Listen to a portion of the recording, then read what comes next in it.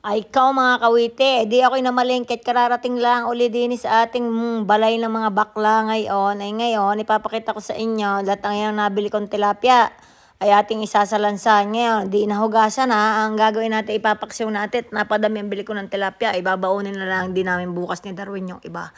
Kasi yung iba ipiprito ko dyan, so ako'y nagahit ng luya. Isasalansa natin diyan, tapos ilalagay natin ang tilapia at saka sibuyas. Abat na wala na yung iba doon.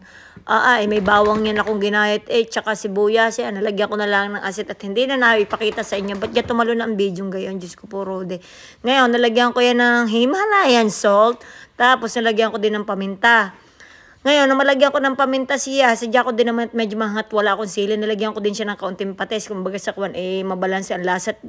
Lalagyan natin yan ng suka Ngayon, may lagay mo suka, konti lang ang suka ilalagay ninyo. At ang mahalaga din ay ang apoy ay ayang-ayang. Tatakpan ninyo. Tapos sisindihan nyo yung inyong gasol din. O kaya kung may panggatong kayo, basta ayang-ayang lang hanggang sa malabog ang isda na kumbaga sa kwan. Ngayon, ang susunod na menu naman natin ngayon, ay di ay yung pampritong tilapia, nilagyan na rin natin ng asin at kumbaga sa kwan ay ano pang gagawin. Tapos, kinuha natin ang panlahok. Ako'y magluluto ng ampalaya con carne. Kumbaga sa mas masarap ay baka. Kaya lang, nabili ko, naisip ko na may ribs na lang at medyo mahal-mahal nga ang baka. Di ating hinugasan, baka na naman sabihin ng mga tao, hindi na naman hinugasan ng karne, hindi na naman naghugas ng kabay. Diyos ko po, Rode, ako'y umay na kumbaga sa kanyan. Ang binili kong ribs na iyan at gagayatin ko na lang maliliit yan. Ipapakita ko din sa inyong paggagayat para naman malaman ninyo na gayon lang ang gayat niyan. Di yan hindi ko na ipapakita lahat ng video at gaway. Masasabi ko siya, gagahit lang, hindi naman gagahit. Di ako okay na lang. Ngayon, di ay nating ampalaya. Kung bagay sa kuwan ay bumili ako ng madami, ibabao na nga bukas at nakakatamad ng bumili. Ngayon, nung magahit ko yan, dahil lalagyan natin ng kaunting asin, at haluin, bababad bago natin iprito at bago tayo magisa-gisa ng kumbaga sa kuwan. Ngayon, di dumampot ng palaya, hindi na rin hinugasan. Charot, hinugasan yan. Kayo naman ay masyado, kayo di yan. Ang gagawin natin, lalamasin pa naman sa asin yan. Kumbaga so, gagayatin natin yan. Pagkagayat mo din ng malalaki, ay di yung tatanggalin ng buto. Alam mo nang patanggal din yung kutsara lang. Pero sumakit ng kamay ko dahil yung kutsarang yung makapal. Parang walang katalim-talim yung hindi kagaya ng kutsara dun sa amin. Yung sa amin ay mahirap na kutsara lang. Ang kutsara ay manipis na nakakataga ng nguso. Ay aring mayayaman na kutsara ng mga bakla ay makapal. Ay hindi magsusuto rin, sasaktan ng aking kamay. Di naisip ko, kutselihan ko na lang. Hindi nasalaksak naman ang aking kamay kanina. Ay ayos lang at wala namang dugo kumbaga sa kuwan. Ngayon, pag natanggal mo yan, ay di ang gagawin mo diyan isasantabi mo ang butot. Wala namang paghahagisan ni Andini Yung paghahagisan mo diyan. Ngayon, pagkagayaan, nagayat mo ng lahat si ampalaya, iyo namang hugasan din ng bagya, depende sa'yo. Pero ang paggagahit ko ng ampalaya, sa ampalaya kong karne, ay hindi maliliit at hindi naman yan parang ginisa lang pero parang ginisa din ay awak kumbaga sa kuwan. Ayun, ganyan ang paggagahit ko niya, makakapal. Pinakita ko naman sa iyo kung gaano kapal, ganyan ang kakapal. At masarap yan, papakita ko sa inyo lahat ng lahok na yan mamaya at malay ninyo ay magaya ninyo. Ayan, mga nagahit na yan, ang gagawin na bubuhusan mo ng asin at lalamasin mo. At gawa lang para matanggal naman ang pait at merong mga taong hindi nakakain ng mapait niya, sobra. Ay ako na may nakay kahit mapait, ang laguna ng buhok ni Kawit. Hindi pa nagpapagupit, Diyos ko po, Rode. Pero ayos lang, ipapahaba na ulit ng buhok para tipid-tipid, kumbaga sa kuwan. Ngayon, after nating malamas, mga 2 lamas lang. Ay, Diyos ko po si Kawit, may isa pa palang bungkol doon. Ay, hindi na nagahit, kaya pala hindi mag-ikot-ikot ang akin nilalamas. Nakakapatawa si Kawit. Kumbaga sa kuwan ay talagang, ayan, ayos na yan. Ngayon, ay di ayos na yan. Pagkatapos na yan, ay di ipapakita ko siyan, taba. Tapos ayang kamatis sibuyas lang, oyster sauce toyo, at saka yung ampalela. At ay titingnan muna natin ang isda. Sarap na yan salam. Ay, Diyos ko po, Rode. Ay, di ari-ati binuksan na ari-ari kalal tayo magigisa na ng ating ampalaya kong karne. Kita nyo naman at pagbuhay, lalagyan mo yan ng mantika at diyan may piprito yung mga karne nating pinagagayat kanina. Isa pa natin lalagay. Diyan lang yan. Ngayon, nang mailagay mo yan diyan, ay iniisa-isa ko pa nga, akala ko magkakapitan at magtatalabsikan, ay non-stick nga pala. Inihuhunan ni Kawite diyan, at diyan, hayaan nyo siya magprito-prito ng sarili niya. At may balik na rin yun. Pagka yan ay golden brown na pwede nyo na yung hanguan yan. Tingnan nyo naman, huwag nyo nang iiwan. Lalo't kung kayo nagpiprito sa kahoy, masusunog ng bigla, ay nako ay, hindi magkakaigay. Ngayon, pagka naman sa gasol, di tansya nyo. Ayan, ang ating pinagagayat na kamatis, sibuyas at saka bawang, inalagay na. At sinilip ko nga ang isda, ay pagkakabangaw, ang sarap, Diyos ko po. Ngayon, ay medyo brownish na, di aking inihango na. At pagkahango ko diyan, ay saka tayo baga magigisa uli ng panibago diyan. Ano? Ngayon, kung mapapansin nyo, pagkadaming mantika, babawasan nyo ang mantika. Kung gusto nyo, lipat nyo sa garapon, bahala kayo. Tapos maglagay kayo ng butter para iba-iba naman ang lasa at masarap-sarap. Kumbaga, maglapot-lapot din ang sabaw. Ano? Ngayon, pagka yan nilagay mo na si butter, kung pwede, isabay nyo na yung bawang na yan. Pag nailagay yung bawang, halu-haluin nyo lang. Isunod ninyo yung sibuyas kung maaari. Gayon din naman, pare-pares lang naman. Yung iba nga ay sibuyas ang inuuna nang hindi masunog ang bawang. Ngayon, di mailagay ko na yan, sibuyas na yan. Inilahat ko na. At di hinayaan ko siya diyan, maghalo-halo ko din hanggang sa lumambot. Kumbaga sa kwan. Ngayon, nang malambot na yan, sibuyas sa tingin ninyo ay maganda na. Ilagay nyo na kamatis ninyo. Mang 3 kamatis lang. Ayos na yan, 3 kamatis na yan. 2 kung ano malay, ay may pampabalan sila. Hindi naman kumbaga matitikpan natin mama. Nalagyan mong asin. At gusto ko baga ang aking kamatis sibuyas ay may lasa na kahit papano. Ay di ganyan-ganyan lang. Ngayon, sinilip ko uli. Ay talaga pagkakabango talaga ng aking paksiw. Ay papatayin ko na yan at may luto na yan. Ayos na yan. Ano? Ngayon, ibabalik na niya yung pinagprituhan mo diyan. Ano? Nang maibalik mo diyan, pinagprituhan, haluhain mo. Nang magsumama ang butter, caramelize at kumbaga sa kuwan diyan, hayaan nyo lang siya diyan. Ngayon, pagkatapos mo diyan, pwede nyo siyang lagyan ng kung paminta. O kaya ay tuyo. Unahan nyo na muna ang tuyo para malabog dyan. Kaunti lang ang tuyo at pampakulay. Ano? Pampaalat din, syempre, para maganda ang texture mamaya. Ano? Tapos, pagkatapos niyan, ang gagawin, taktakan nyo ng paminta at saka lagyan nyo kung anong pampalasa ninyo diyan. Bahala na kayo iba, lalagyan ng patis. Hindi ko nalagyan ng patis at may tuyo na. Kumbaga sa kuhan ngayon, lagyan mo ng kaunting tubig. Ngayon, pagka mo ng tubig, ay di saka mo takpan. Dali na. Tapos mga kawite, dilalagyan nyo na yung oyster sauce na yan. At ayan talaga ang magpapasarap diyan sa ating masarap na ampalaya kong karne. Baga. Para lang yung beef and broccoli, kaya lang hindi ampalaya at saka pork ribs ang ginamit natin. Pero parang same thing lang naman ang luto yun. Pero pagkasarap. Tapos itakpan nyo. Ngayon, pag natakpan na ninyo at kumulo na, yan. Kita nyo at ang ganda ng pagkakalapot-lapot. Itataktak nyo na ngayon ang ampalaya. Ngayon, pag naitaktak nyo na yung ampalaya, ano pa inyong gagawin? Di halu-haluin mo yan hanggat sa nahulog na yata ang camera baga.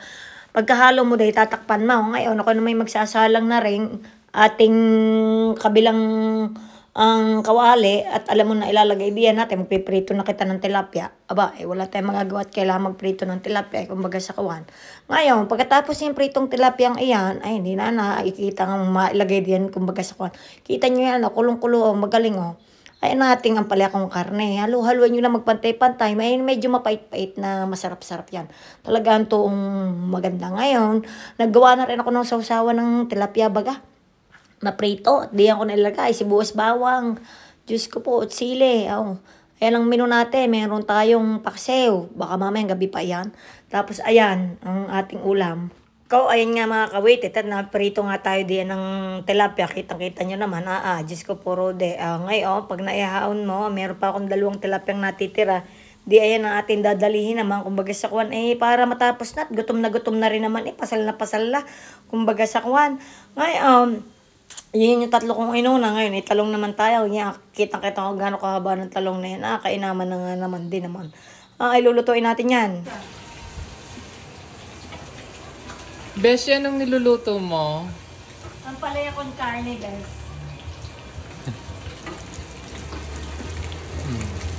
Kakain na tayo. Kumusta naman ang pag-gym mo? Ayun, nakita namin ang aming mga crushes. Di ipapakita ko sa yung talong. Nagayat ko at napadami nga din ang aking Ito po sila, waiting lang po sila ng mga foods. There you go. Yan po si Joey. At saka po yun po si Darwinism. Yeah, Bessie, hello. Diba? Tsaka mga doggy natin. May mga taga-silbi. Ay di, yan, naprito na nga isda at saka yan. Diyos ko po, kompleto na ngayon. Oh, kita nyo, at piniprito ko pa rin huling katalungan at tayo tapos na at kakain na. At ngayon, tinatawag ko na nga ang bakla. Sabi ko, tayo na, luto na ang talong, luto na ang tilapia, luto na lahat. Diyos ko po, Rode, tayo na naman. Oh, sige, pak. Oh, pak. Oh, let's go. Hello mga kawiti, nagmo-model pa sila doon, pero mauna na si kawiti. Meron ako ang palaya kasi masustansya siya. Tapos, kukuha tayo ng tilapia. Kakain ba kayo? Ito ang ulo. Parang hindi naman yata sila kakain mga kawiti. So, ako na lang kakain. Tapos, syempre, nagprito din tayo ng talong. What's up, guys? Yan, nandito ang tumboy. Ay, prito ng talong mga kawiti. Kain na tayo. What's up, bro? What's up, bro? Kumain ka na. Ano? Tapos, ito ang sausawan, best. Parang gusto lang yung pakain sa akin yung mga talong. Oo, Tawa na diretso. ako sa talong. Yeah! Wala naman. Aray! Aray!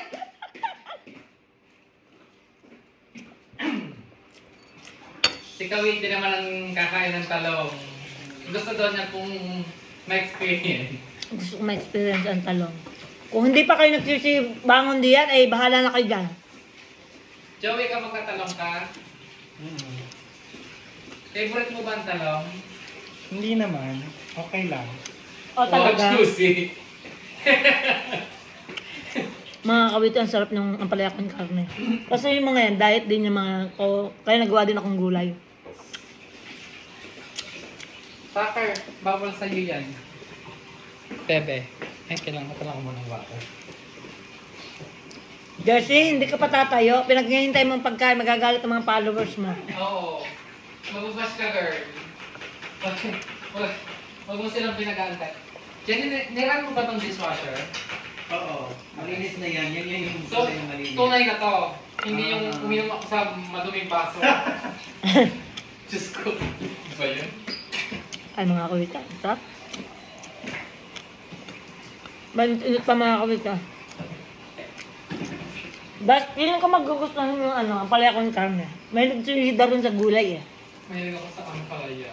Dahil ako isang bitter. Bitter nation daw siya eh.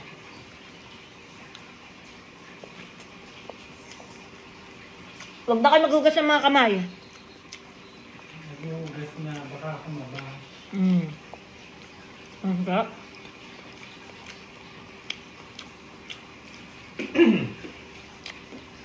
Baka ako mas-scrap out. Ha?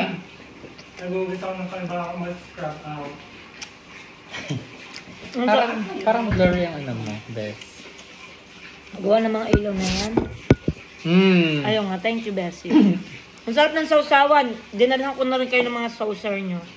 Para kanya-kanya tayong sausawan. Bumili ako ng mga saucer.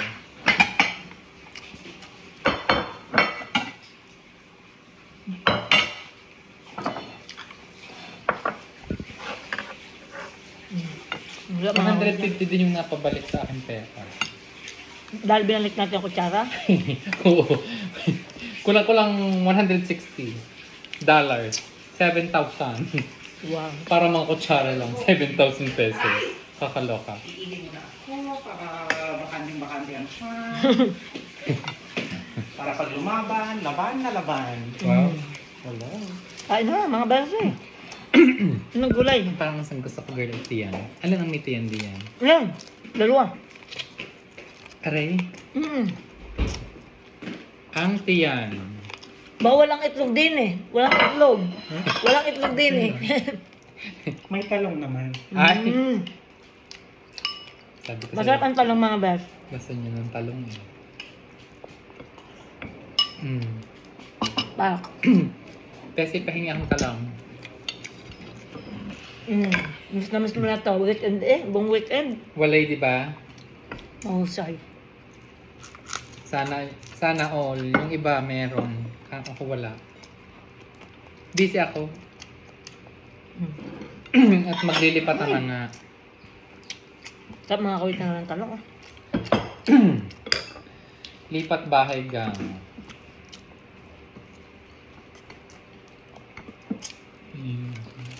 Ako wala pang ano eh. Ano?